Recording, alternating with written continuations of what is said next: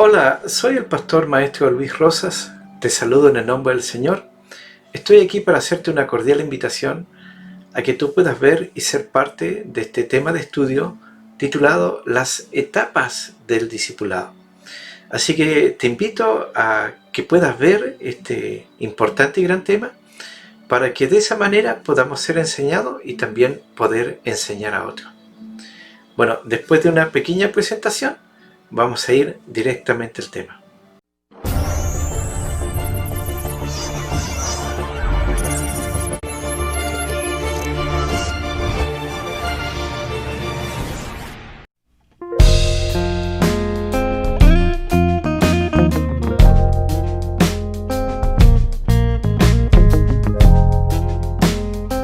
En estas etapas del discipulado vamos a estar basándonos para comenzar en Lucas capítulo 5, del versículo 1 al versículo 11. Entonces le vamos a dar lectura en el nombre poderoso del Señor.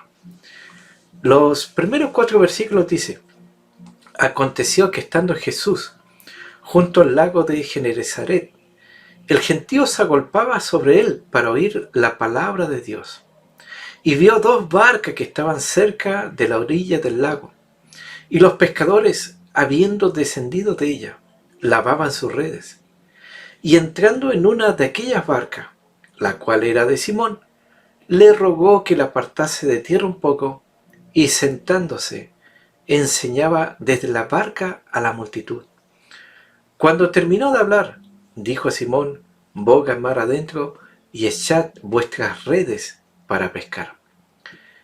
En los versículos 5 al 7 dice Lucas 5: respondiendo Simón le dijo: Maestro, toda la noche hemos estado trabajando y nada hemos pescado, mas en tu palabra echaré la red. Y habiéndolo hecho, encerraron gran cantidad de peces y su red se rompía. Entonces hicieron señas a los compañeros que estaban en la otra barca para que viniesen a ayudarles.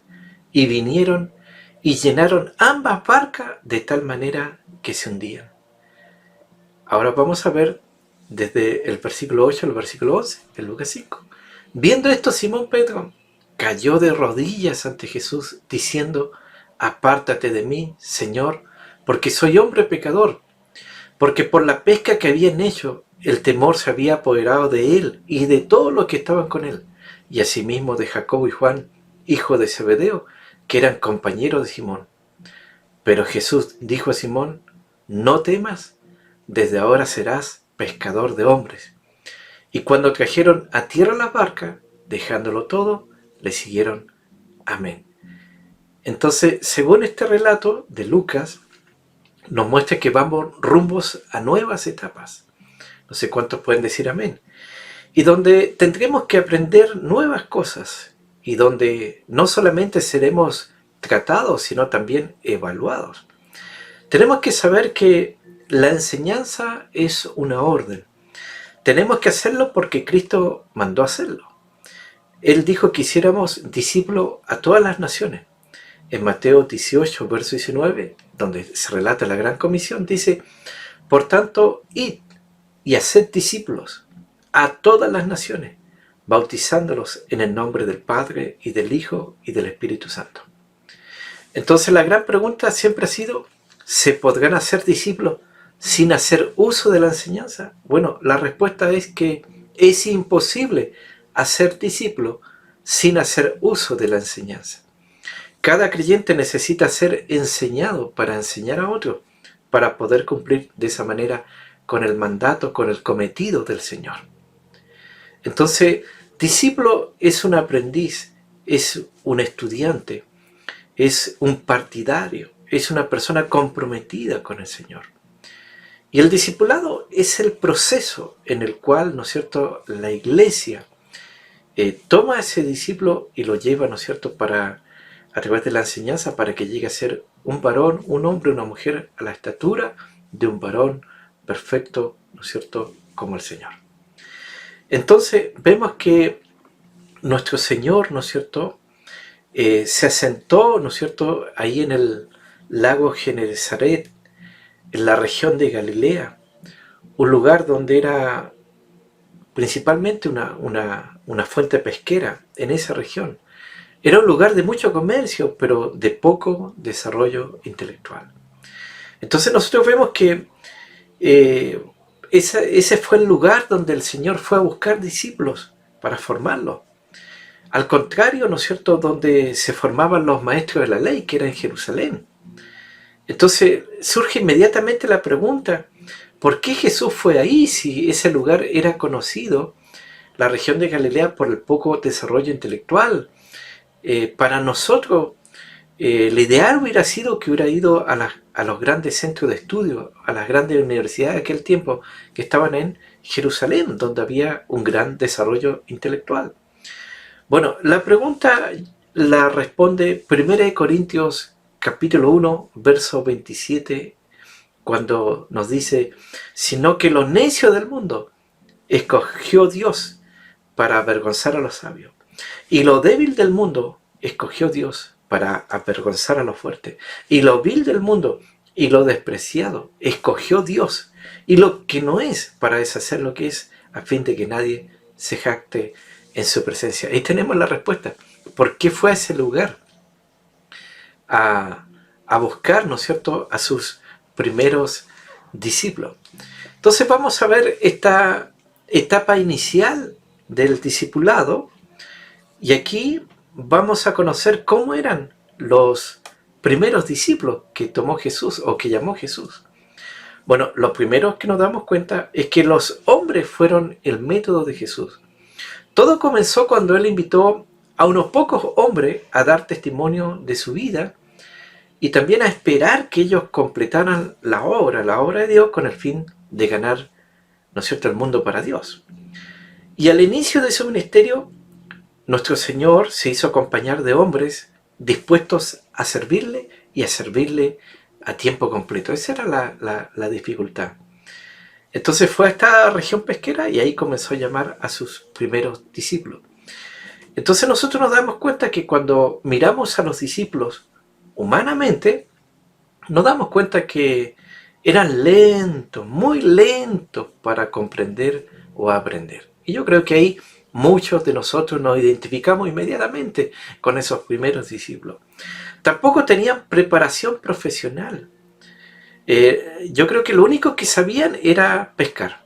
Por eso se dice que Pedro, a lo mejor antes de aprender a hablar y a caminar, aprendió a nadar y a pescar.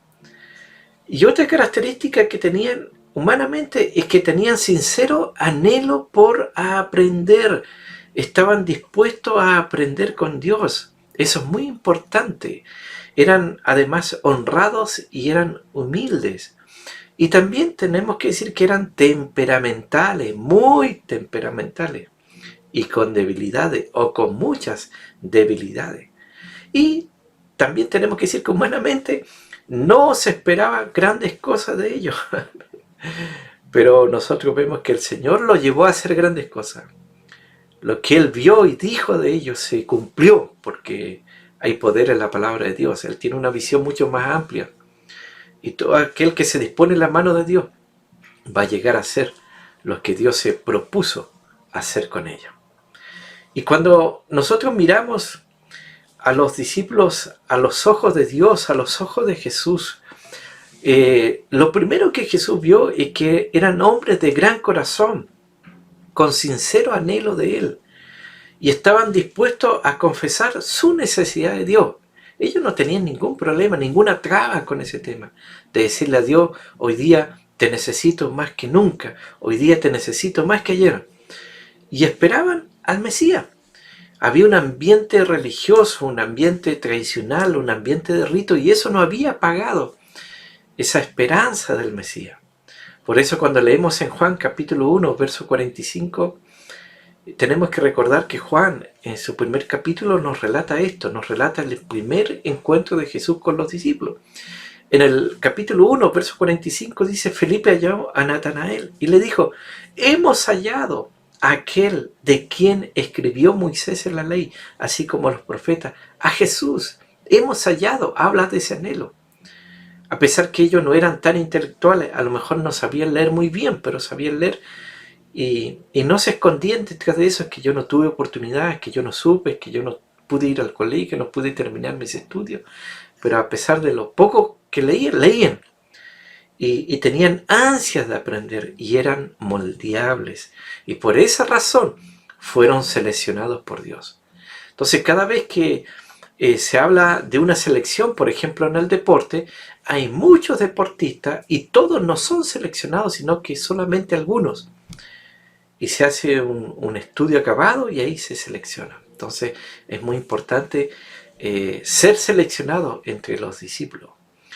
Y también preguntarnos por qué Jesús se concentró en unos pocos, porque tenía el poder él, no solamente para tener 12 discípulos, sino para tener 100.000 millones de discípulos, pero él no, él escogió a pocos.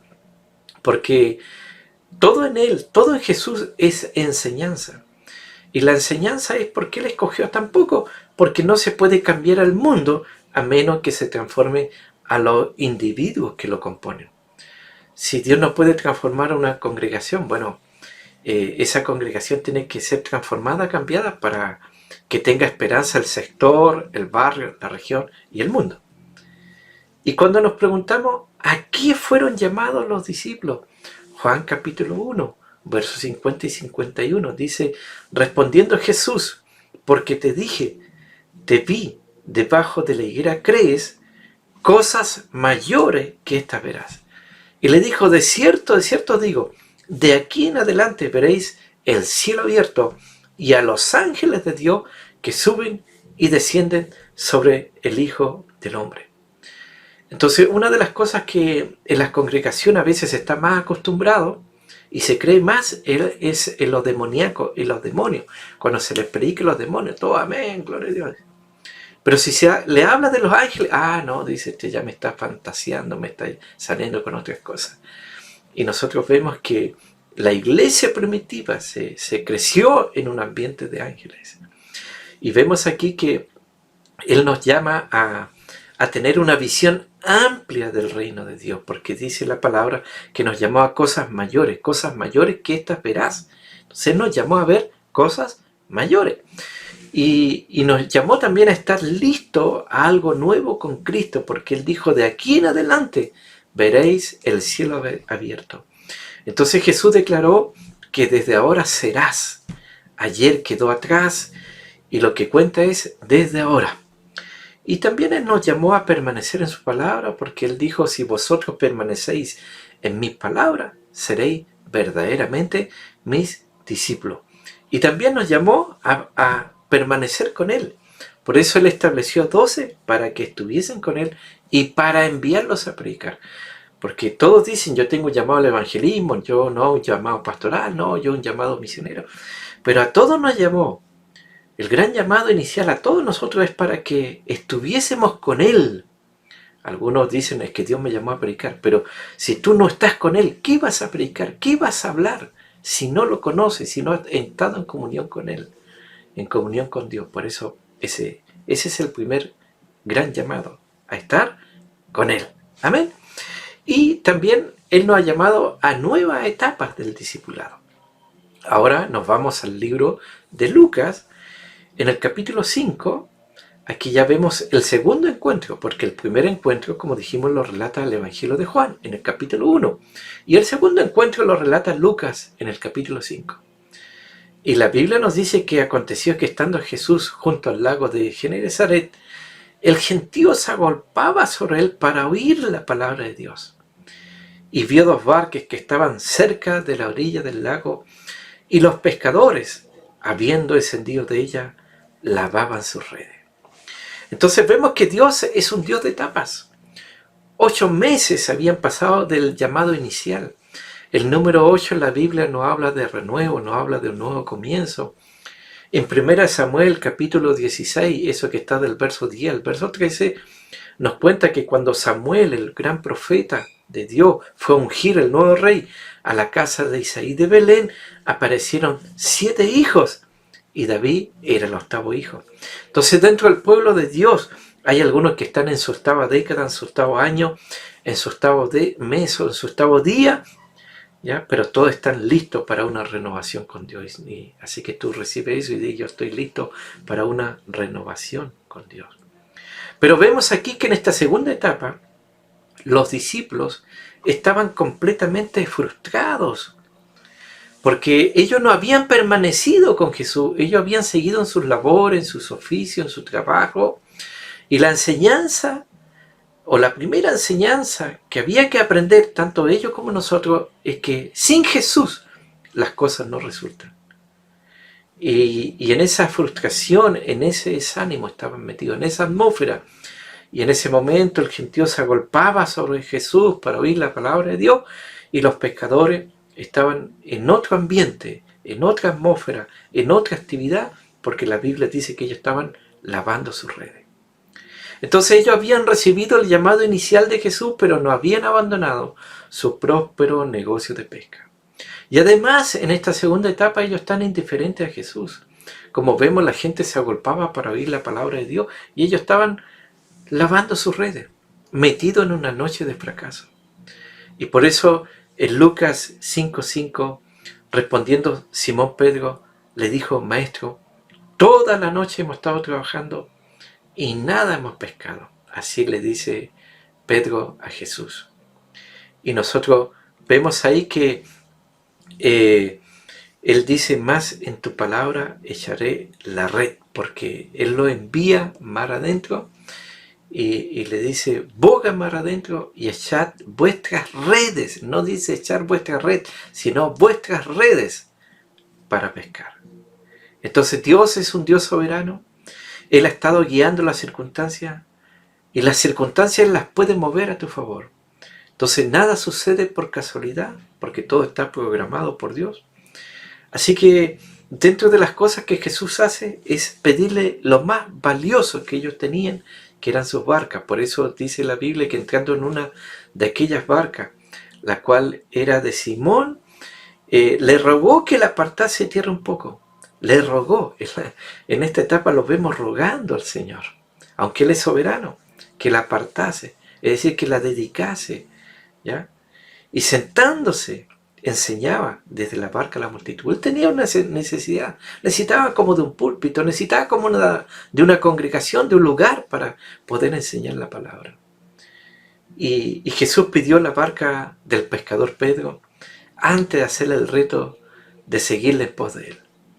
Y cuando Él pide algo de nosotros, es para que lo coloquemos en sus manos y Él lo convierta en un instrumento de bendición. Cuando Dios pide algo, Él está pensando en tu recompensa. Si Pedro se hubiera enojado ese día y no le hubiese prestado la barca, y hubiese dicho, bueno, la barca es mía, yo se la presto a quien quiero y a usted no se la presto, bueno, el Señor simplemente hubiese encontrado otra barca.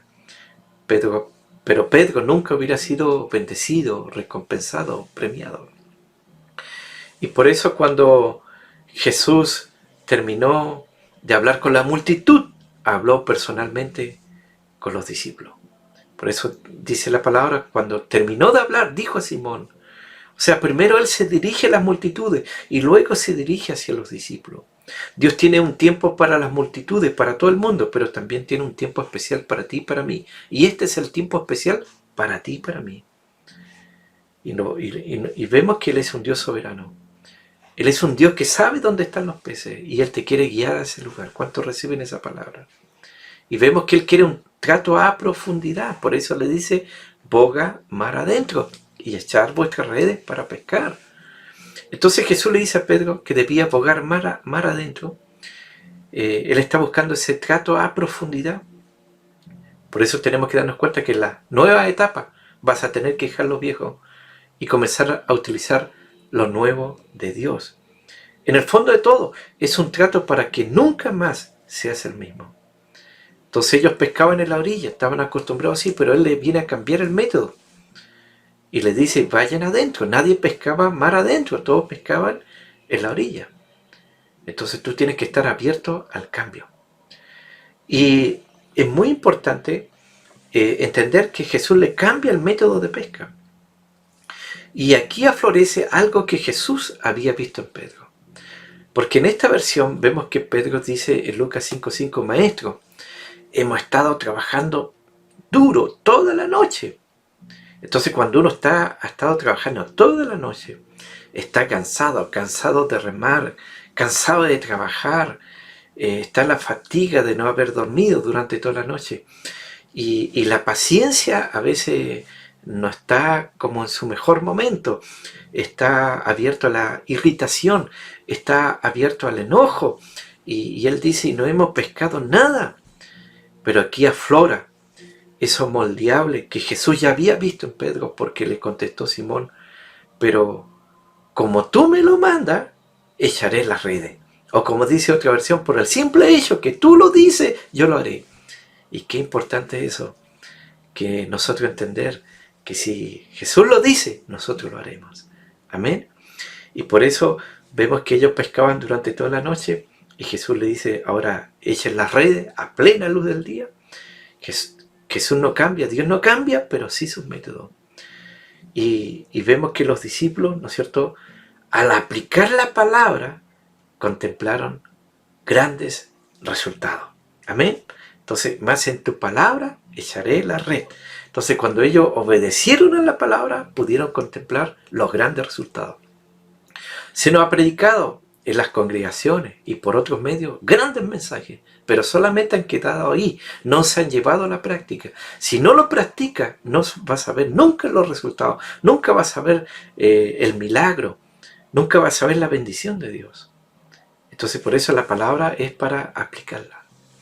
Entonces nosotros vemos que Jesús respondió a la más grande necesidad de ellos en ese momento. Y por eso la palabra dice, y habiéndolo hecho, encerraron gran cantidad de peces y su red se rompía. Entonces ellos habían servido las más grandes necesidades de Jesús en ese momento, y Jesús respondió a la necesidad más grande que ellos tenían en ese momento. Entonces cuando tú le das algo a Dios, Él te lo devuelve cuadruplicado, multiplicado, y además lo va a hacer con toda gracia y con todo poder.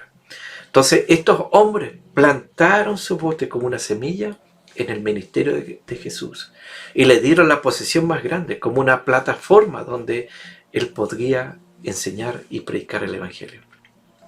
Y la Biblia también nos dice que muchos fueron bendecidos, porque en el capítulo 5 de Lucas, en el verso 7, dice, entonces hicieron señas a los compañeros, porque nosotros vemos que a todos los que pescaban en ese lugar le había ido mal, a todos.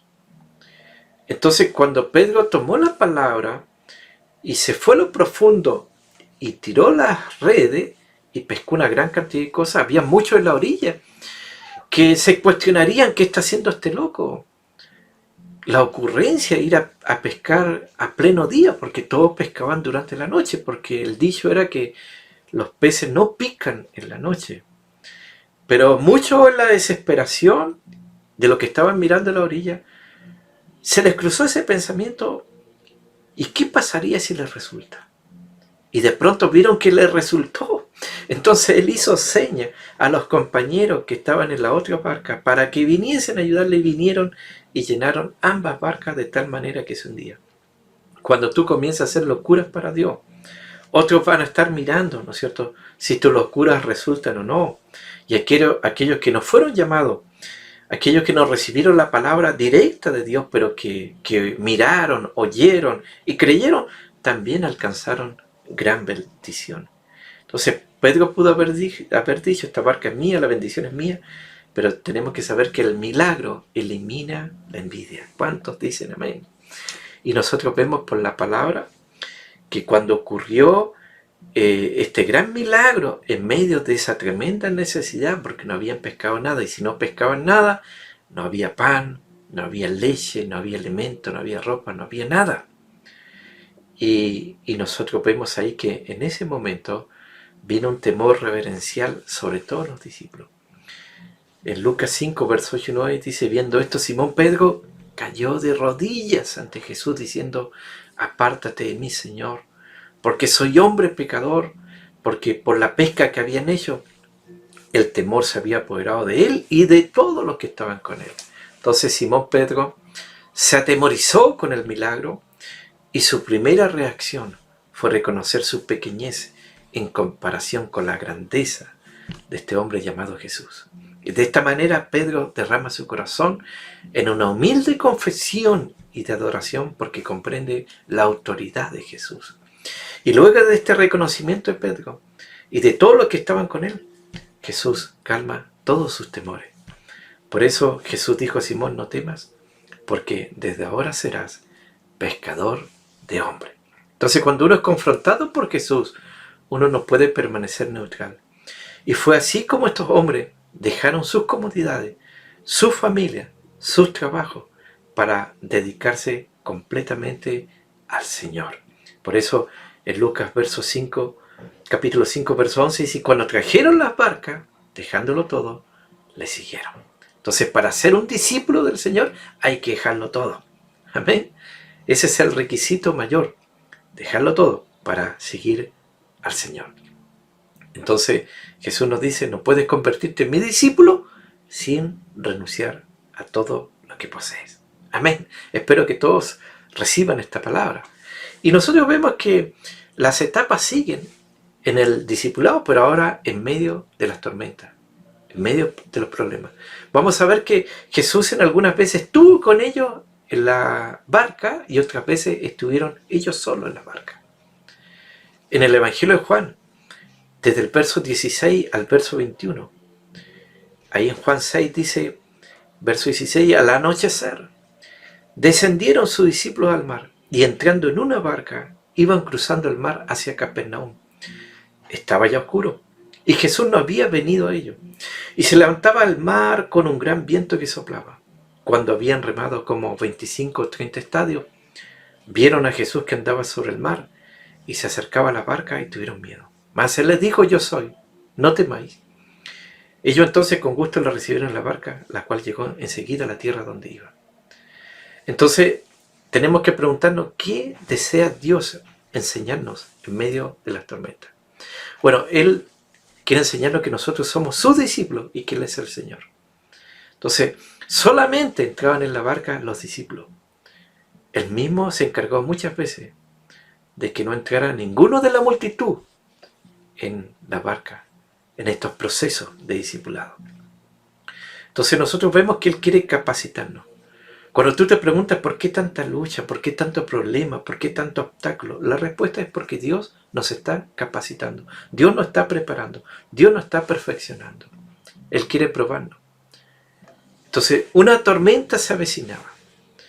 Entonces uno a veces se pregunta, si el Señor sabía que venía una tormenta, ¿por qué dejó que ellos subieran, en este caso, a esa barca, si Él sabía lo que se avecinaba?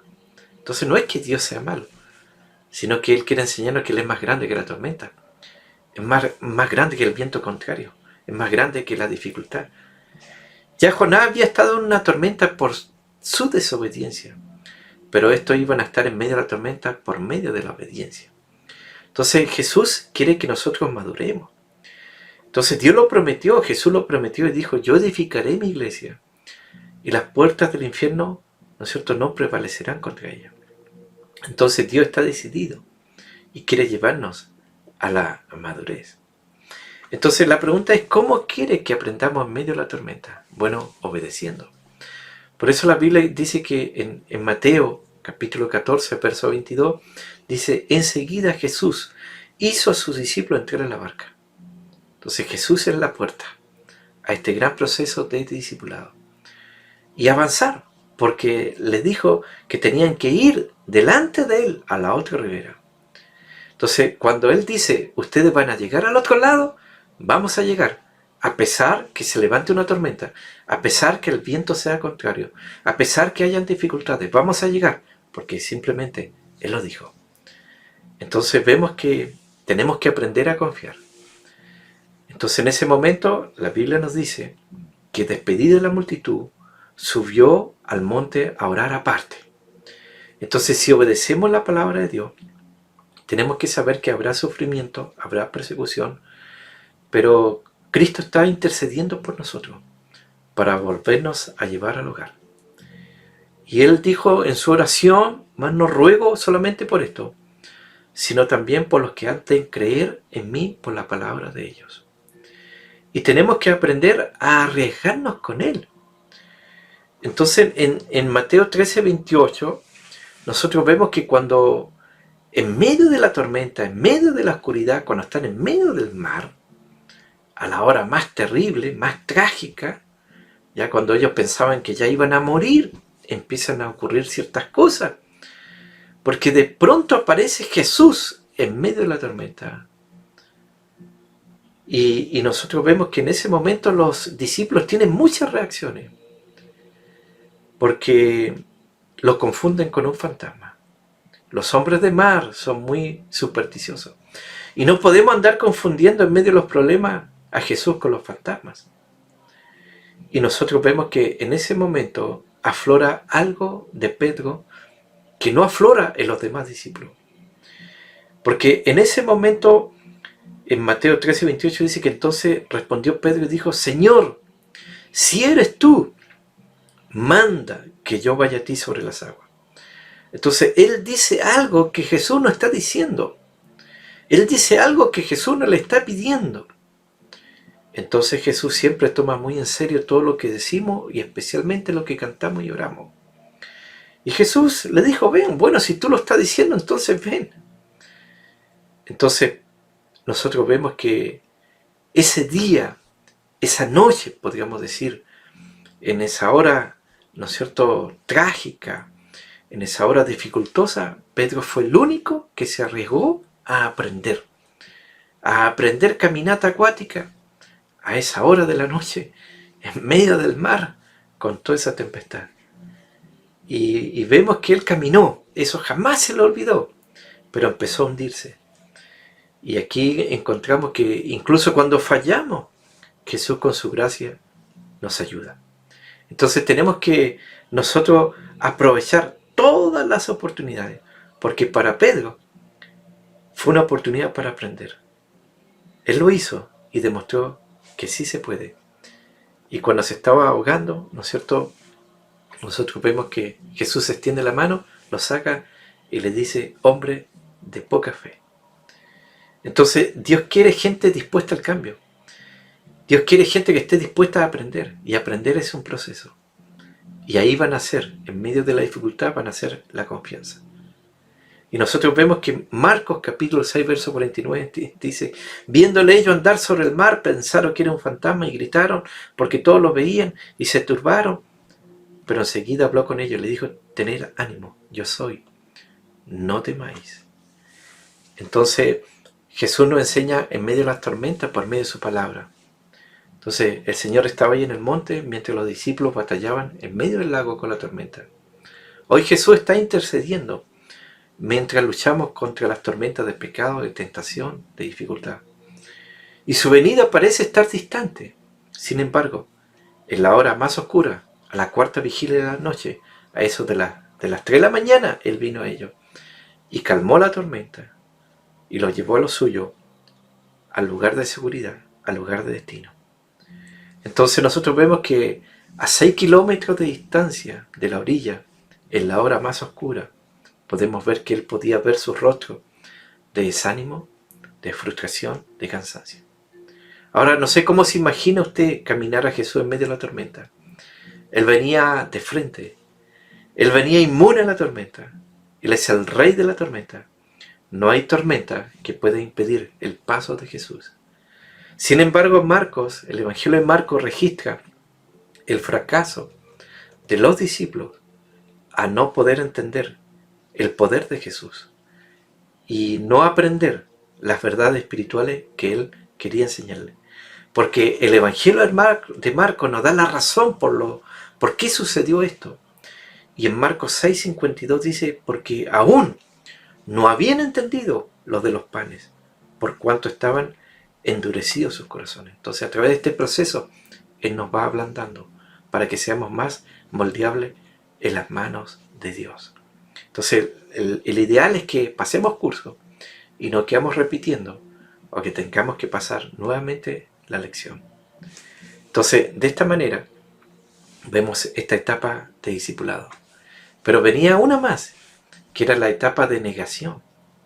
Entonces, la experiencia del apóstol Pedro ilustra esta importante verdad, que un siervo de Dios, un hombre de Dios, un discípulo del Señor, no llega a negar a su Señor, sino a través de un trágico proceso de descenso espiritual. Cuando nos preguntamos cuáles son los pasos que conducen a la negación, bueno, en primer lugar, cuando se tiene demasiada confianza en sí mismo. En Lucas 22, verso 31 al 34, dijo también el Señor: Simón, Simón, he aquí Satanás os ha pedido para zarandearos como trigo, pero yo he rogado por ti, que tu fe no falte, y tú, una vez vuelto, confirma a tus hermanos. Y él le dijo: Señor, dispuesto estoy a ir contigo no solo a la cárcel, sino también a la muerte. Y vemos que otra vez Pedro dice cosas que Jesús no le está pidiendo. Y él le dijo: Pedro, te digo que el gallo no cantará hoy antes que tú niegues 3 veces que me conoces. Entonces él iba a ser desafiado. Esa palabra desafiado viene de supina, ¿ya? Zarandeado, desafiado. Entonces Satanás quiere tener a todos los discípulos zarandeados. Entonces todos abandonarían a Jesús y huirían. Y Pedro le negaría 3 veces. Sin embargo, vemos que el Señor oró especialmente por Pedro, para que él confirmara a los otros discípulos, porque la palabra vuelto significa regresar o dar la vuelta. Y se refiere al arrepentimiento de Pedro y a la restauración de su ministerio. Entonces no hay duda de que Pedro era un hombre valiente, pero faltaría de todas maneras, o fallaría de todas maneras debido a su autoconfianza. Entonces, un discípulo, un hombre de Dios, entra en la etapa de negación cuando descuida la oración. Entonces nosotros vemos que la palabra nos dice que en Lucas 22, 40, versos 45 y verso 46, dice: cuando Jesús llegó a aquel lugar, le dijo: orad para que no entréis en tentación. Y cuando se levantó de la oración, vino a su discípulo, halló durmiendo a causa de la tristeza, y les dijo: ¿por qué dormís? Levantaos y orad para que no entréis en tentación. Entonces, como no oraron, vino la tentación y sucumbieron. Y también cuando se echa manos de las armas de la carne en defensa de la causa del Evangelio.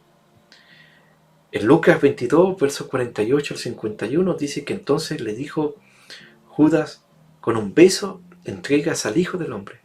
Y viendo los que estaban con él, lo que había de acontecer, le dijeron: Señor, heriremos a espada.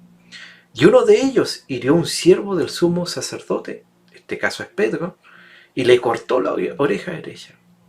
Y respondiendo Jesús dijo: basta ya, dejad. Y tocando su oreja le sanó. Hizo un milagro en ese momento Jesús, cuando lo estaban arrestando y cuando lo traicionó Judas. Entonces la curación de la oreja del siervo del sumo sacerdote fue el último milagro del Señor antes de la cruz. Al sanar a Malco, este hombre, porque así se llamaba, Jesús estaba practicando lo que había predicado a otros y nos dejaba el ejemplo del amor, de la compasión y el perdón. Y Pedro muchos años después descubriría que la espada del Espíritu es un arma mucho mejor. Y bueno, se entra en el proceso de negación en el discipulado cuando se sigue a Jesús de lejos. Lucas 22, versos 54 al 56, dice lo siguiente: y prendiéndole, le llevaron y le condujeron a casa del sumo sacerdote, y Pedro le seguía de lejos. Entonces nosotros vemos que Jesús ya le había dicho: todos vosotros os escandalizaréis de mí esta noche, porque escrito está: heriré al pastor y las ovejas del rebaño serán dispersas. Entonces esto Jesús se lo había advertido especialmente a Pedro. Y Pedro buscó el fuego del enemigo y se sentó con el enemigo y terminó negando al Señor 3 veces. Y nosotros vemos que de pronto lo denunciaron por su manera de hablar. Y ahí llegó el momento el que él niega al Señor delante de sus acusadores en ese momento. Y se ve la amorosa mirada del Señor y también ese canto del gallo que llevaron a Pedro a terminar y a llorar amargamente, es decir, entró en una tremenda depresión. Entonces el discípulo se va al camino de la negación cuando abandona el compañerismo de los hermanos, porque Lucas 22:62 dice, y Pedro, saliendo fuera, lloró amargamente.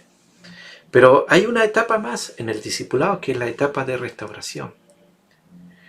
Ahí tenemos que ir al Evangelio de Juan, en el capítulo 21. Tenemos que saber que la palabra griega restaurar es un término médico que significa la reparación de un hueso roto. Entonces, cuando un cristiano, un discípulo ha caído, ha fallado o está herido, produce dolor y el cuerpo sufre también. Entonces se necesita ser restaurado, porque todos los cristianos somos solamente un cuerpo, y si un cristiano está debilitado, también debilita el cuerpo en general. Entonces este capítulo 21 de Juan nos muestra a Cristo como el maestro, ¿no es cierto?, de nuestro servicio, el amigo. Y si no fuera por este capítulo 21 de Juan, nos estaríamos preguntando, bueno, ¿qué pasó con el discípulo Pedro? ¿Qué pasó con su situación? Y nosotros vemos que una vez más viene el Señor, porque Él es el gran iniciador, Él es el que nos busca. Amén. Y los viene a buscar nuevamente en una noche de derrota, porque estos tuvieron que repetir curso. Nosotros también muchas veces repetimos curso, porque el Señor había dicho, ¿no es cierto?, separados de mí, nada podéis hacer. Y ellos repitieron este curso, que sin Jesús nada resulta. Juan 21, verso 1 al 3 dice, después de esto, Jesús se manifestó otra vez a sus discípulos junto al mar de Tiberias, y se manifestó de esta manera. Estaban juntos Simón Pedro, Tomás llamado el Dídimo, Natanael, el de Caná de Galilea, los hijos de Zebedeo, y otros dos de sus discípulos. Entonces fue Jesús que buscó a Pedro, cuando éste le había fallado, cuando éste le había negado. Y Pedro había dejado todo para seguir a Cristo y ahora había vuelto a su antigua vida. Y toda la escena que nos encontramos aquí en Juan 21 es de derrota. Había oscuridad, indicio que no andaban en la luz. No tenían palabra directa del Señor. Todos los esfuerzos que habían hecho resultaban en fracaso. Y no reconocieron a Jesús cuando apareció. Ya lo habían confundido una vez con un fantasma. Y esto estaba mostrando que su visión estaba totalmente nublada, oscurecida. Y con precipitada decisión, Pedro hizo que 6 discípulos más se descarriaran. Y vemos que aquella noche, dice Juan 21:3, no habían pescado nada. Entonces necesitamos tener presente que Dios nos bendice solamente cuando permanecemos cerca de Él y obedecemos su palabra. Entonces demasiados discípulos están en actividades demasiado bien intencionadas, pero antibíblicas, y desperdician dinero, tiempo, energía en nada. Así que cuidémonos de la impaciencia. Es mejor esperar en el Señor, en su palabra y en su dirección, y permitirle que Él nos bendiga antes que nosotros meternos en actividades inútiles. Y ese día era también una mañana de decisión, porque de pronto nosotros vemos que Cristo aparece en la escena y la luz comienza nuevamente a brillar. Entonces nosotros vemos que la Biblia nos dice que cuando ya iba amaneciendo se presentó Jesús en la playa, mas los discípulos no sabían que era Jesús. Y Cristo vemos que nos hace ver nuestra verdadera condición, porque Él les grita desde la orilla, les habla desde la orilla y les dijo, hijitos, y ahí vemos toda la calidad amorosa que tiene nuestro Señor. ¿Cómo nos trata? No le dijo traidores, hijos del diablo, no le dijo así. Le dijo, hijitos. Y le pregunta, ¿tenéis algo de comer? Y no es que Él no lo sepa, sino que siempre cuando Él viene a nuestro encuentro, después que le hemos negado, después que hemos fallado, después que nos hemos alejado de Dios, y Él nos hace preguntas, es para dar una oportunidad para la confesión. Porque sin confesión no hay restauración, no hay perdón, no hay liberación. Y les dijo, hijito, ¿tenéis algo de comer? Le respondieron no. Entonces Cristo en ese momento da la orientación a nuestras vidas a través de su palabra. Una vez más, les suelta la palabra y les dijo, echad la red a la derecha de la barca y hallaréis. Entonces la echaron y ya no podían sacar más por la gran cantidad de peces.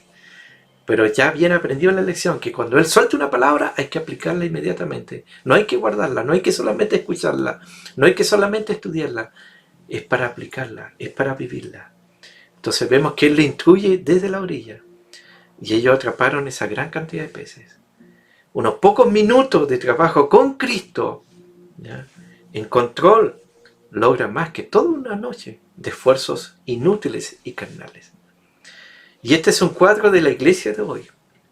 Hoy estamos echando la red del Evangelio, pero con frecuencia las redes se rompen y nos parece que fracasamos y no sabemos cuántas almas en realidad se ganan. Pero cuando Cristo vuelva, se sabrá exactamente el número y ninguno se perderá. Entonces en Juan capítulo 21, verso 11 dice, subió Simón Pedro y sacó la red a tierra, llena de grandes peces, 153. Y aún siendo tanto, la red no se rompió. Entonces vemos que Jesús suple nuestras necesidades. Entonces vemos ahí que tiene algunas reacciones, Pedro, algunas reacciones tremendas. Y vemos que Jesús lo espera en la orilla. Y lo espera ahí con un rico desayuno. Entonces él sabía cuál era el desayuno predilecto de ellos, cuál era la comida que a ellos más les gustaba. Y cuando llegaron a la orilla ya le tenía preparado el alimento. Y Jesús les dijo, venid, comed. Y ninguno de los discípulos, dice la palabra de Dios, estoy en Juan 21, versos 12 y 13, ninguno de los discípulos se atrevía a preguntarle, tú, ¿quién eres?, sabiendo que era el Señor. Y vino pues Jesús y tomó el pan y les dio, y asimismo del pescado. Entonces la pesca le recordó desde su decisión pasada dejarlo todo y seguir a Cristo. Entonces toda la escena estaba creada para crear la conciencia, despertar la conciencia de Pedro y abrir sus ojos. El lugar, el mar de Galilea, les recordaría las múltiples experiencias pasadas con Cristo. Les recordaría la alimentación de los 5.000, el andar sobre las aguas, el atrapar el pez con la moneda o la tempestad que se calmó. Entonces Jesús hoy día está haciendo lo mismo con cada uno de nosotros. Está trayendo a la memoria cómo Él te suplió cuando no tenías nada, cómo te ayudó, cómo te levantó, cómo te sanó cuando tú estabas enfermo, cómo te orientó de nuevo cuando tú te habías desviado de su camino. Y en ese momento nosotros vemos que Él va a enderezar todas las cosas y lo va a hacer públicamente, porque Pedro lo había negado públicamente. Juan 21, desde el verso 7 al verso 10, dice que entonces aquel discípulo a quien Jesús amaba dijo a Pedro, es el Señor. Y cuando Simón Pedro oyó que era el Señor, se ciñó la ropa porque se había despojado de ella y se echó en el mar. Y los otros discípulos vinieron con la barca arrastrando la red de peces, pues no distaba de tierra como 200 codos. Y al descender a tierra vieron brasas puestas y un pez encima de ella y pan. Y Jesús les dijo, trae de los peces que acabáis de pescar. Entonces, ¿cómo al Señor le gusta bendecirnos primero y entonces tratar con nosotros? Entonces la cuestión fue el amor de Pedro hacia Cristo. Cuando murió Jesús, Pedro estaba deprimido, estaba confundido, volvió a su antiguo oficio de pesca y Pedro seguramente diría, se terminó todo, Jesús murió, se acabó todo, no hay más milagro, ya no hay más ciegos que van a ver, no hay más enseñanza. Y se fueron a pescar y no habían pescado nada. Y con esa depresión tremenda sobre su vida. Y dice el texto bíblico que se le apareció Jesús resucitado. Y estaban como a 100 metros de la orilla. Y él le grita, ¡hey muchachos, pescaron algo! Y los discípulos en la barca dijeron, no, no hemos pescado nada. Echen la red al otro lado. Y Pedro dijo, seguramente esa voz yo la conozco. Esa orden yo la recibí una vez. Y dice que cuando echaron la red salieron 153 peces. Pero el milagro no fue solamente abundancia, fue que la red no se podía romper. Y Pedro dice, es Jesús, es mi Señor. Y la Biblia dice que él estaba medio desnudo, andaba con depresión, no tenía ganas ni de vestirse, ni de asearse y se echó a nadar. Y no le dijo, si eres tú, manda que yo vaya caminando. No, ahora él decidió venirse nadando. Por último, no venirse en la barca. Y prefirió salir nadando. Y se echó a nadar. Y cuando llegó a la orilla, había un pececito ya puesto. Un desayuno celestial con el Señor. Y Cristo alimentó a Pedro antes de analizar su situación. Y Jesús lo mira y le dice, Pedro, ¿me amas? Señor, te amo. Pedro, ¿me ama? Señor, otra vez, claro que te amo. Y volvió a preguntar por tercera vez, Pedro, ¿me ama? Señor, tú lo sabes todo. Tú sabes todas las cosas. La gran pregunta que tenemos que responder a este final es ¿por qué Jesús le preguntó 3 veces a Pedro si lo amaba? Porque Pedro lo negó 3 veces. Y cada vez que Pedro decía te amo, él estaba cancelando una negación, una maldición anterior. Cada vez que tú le dices a Jesús te amo, tú estás cancelando la pobreza, estás cancelando tus errores, estás cancelando tu enfermedad, estás cancelando tu depresión. Cada vez que le decís te amo, algo de tu historia equivocada, de la tuya y de la mía, empieza a ser sanada, empieza a ser restaurada. Algunos dicen que fueron 3 veces porque ahí está la bendición del Padre, la bendición del Hijo y la bendición del Espíritu Santo. Está representada la Trinidad. Pedro, ¿me amas? ¿Por qué le dijo 3 veces? A los mejores soldados que iban a la guerra, el general los tomaba y le hacía repetir 3 veces si ellos iban a ser leales o no. Jesús lo estaba preparando. Pedro, ¿me amas? Entonces hoy día le está hablando a muchos Pedro, a María, a Juan, a Luis. Le está preguntando, ¿me amas? Él no está tratando de decir, te estoy preparando para que salgas de este lugar y traigas un avivamiento en las naciones. Hoy día el Señor nos pregunta, a todos los que estamos escuchando este mensaje, Él te está preguntando, ¿me amas? ¿Me amas? ¿Me amas? Pero lo que llama la atención es que cuando le dijo eso, estaban todos los peces que ellos habían traído, producto de esta pesca, producto de esta palabra. Y el texto bíblico nos muestra que Él les dijo, ¿me amas más que a estos? O sea, ¿me amas más que a estos peces? ¿Me amas más que a estas bendiciones? Entonces Jesús hoy día habló de cómo traer las bendiciones. Todos queremos ser bendecidos. Es más, todos andamos buscando algún tipo de bendición, pero el Señor hoy día nos está diciendo, ¿me amas más de todo lo que yo te he dado? ¿Me amas más de todo lo que yo te di? ¿Me amas más que el milagro que yo te di? ¿Me amas más que el ministerio que yo te di? ¿Me amas más que la familia y los hijos que yo te di? Entonces el Señor hoy día nos está diciendo, yo te bendije, yo te di peces, yo te di la palabra, yo te di la estrategia, yo te indiqué el lugar. Tú antes no pescabas nada. Yo fui el que te di la paz. Yo fui el que sané tu corazón, que sanó tu mente.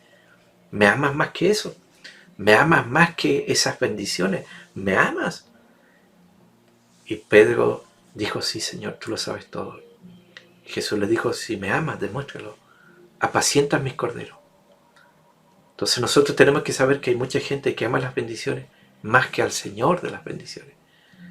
Entonces hay gente que se congrega cuando el día es lindo, cuando el día es bonito, o cuando puede o cuando lo siente.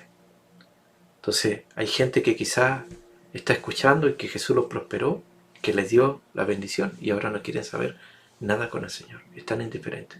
Por eso el Señor dice, ¿me amas más que esto? Demuéstralo. ¿Me amas más que todas las bendiciones? Bueno, demuéstralo. Ahí está el secreto, me amas. Porque toda la ley de Jesús, él cuando la explicó, Él dijo, es amar a tu Dios con todo tu corazón, con toda tu mente, con toda tu fuerza, y amar a tu prójimo, a tu compañero como a ti mismo. Hoy el Señor nos dice a la iglesia, ¿me amas?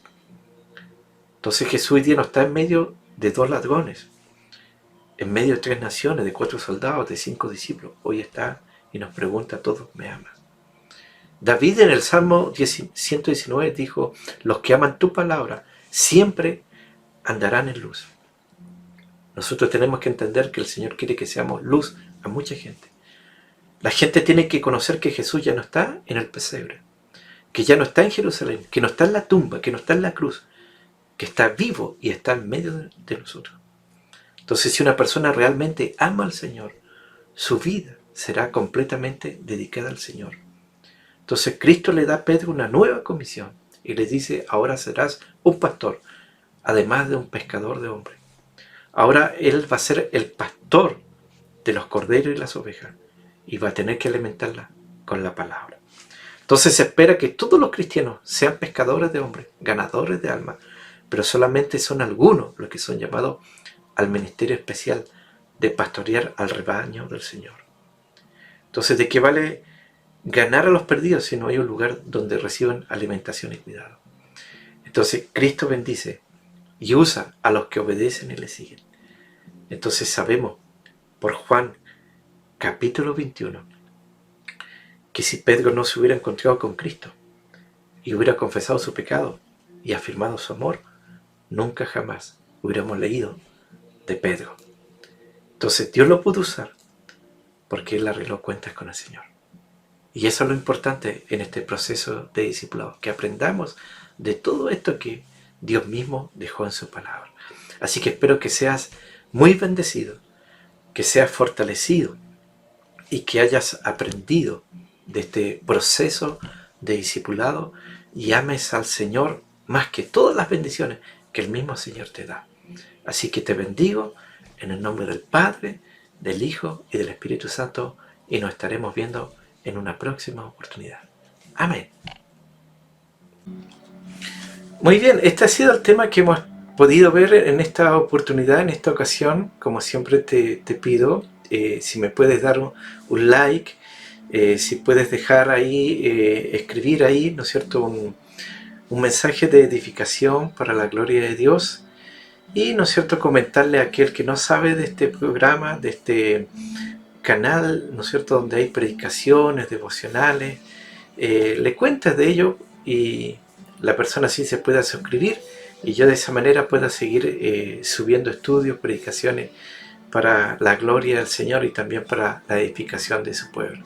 Bueno, nos estaremos viendo pronto con otro gran tema de la palabra del Señor. Que Dios te bendiga y te guarde. Amén. Bendiciones.